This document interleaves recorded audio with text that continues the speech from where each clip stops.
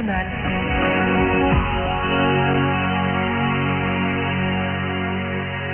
Bonjour à tous, vous êtes bien à l'écoute de Radio Taïwan International. Merci d'écouter notre diffusion test direct depuis Taipei ce 21 juin. Pour ce test, vous pouvez d'abord nous écouter sur la fréquence 15 145 kHz entre 17h et 17h10 temps universel.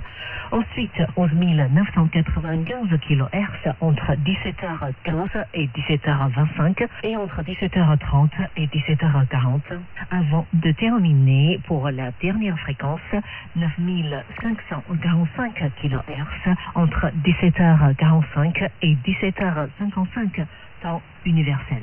N'oubliez pas d'envoyer vos rapports d'écoute à fren@rti.org.tw. Vos rapports d'écoute seront confirmés par une carte QSL spécialement éditée. Une excellente écoute à tous. Tout de suite, décryptage de Sasa qui rencontre Grégoire Armé sur l'industrie du béton à Taïwan. Doctorant en géographie urbaine à Sciences Po Paris dans le laboratoire du CERI, Grégoire Armé s'intéresse aux conséquences du développement des villes sur les campagnes environnantes et sur les écosystèmes.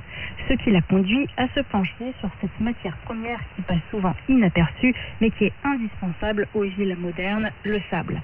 Le sable et les granulats qui entrent dans la fabrication du béton. Un vaste sujet qu'il a commencé à creuser du côté de Hualien et de Pingtung, dans le nord-est et le sud de Taïwan. Puis cette année, il a en quelque sorte suivi pendant 3 mois la piste de ces grains de sable excavés du fond des rivières qui ne sont pas arrivés dans la mer, mais dans les murs des immeubles. C'est ça. Oui, donc finalement, le grain a pas mal voyagé. L'année précédente, quand j'étais venu, on avait beaucoup parlé d'extraction, je me rappelle, et un petit peu de transport.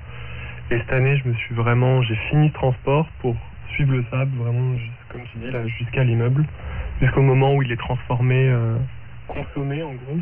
La plupart du sable à Taïwan, il est utilisé pour les routes et pour faire du béton, donc ça va plutôt finir dans du béton ou de l'asphalte. Et donc, j'ai suivi 2 grains de sable, on va dire. Un premier qui partait de Hualien et qui allait à Taipei, et un autre qui partait plutôt de Pingtung et qui allait à Kaohsiung. L'idée, c'était de voir où est-ce qu'ils allaient, qui l'achetaient, pour en faire quoi, pour l'envoyer où,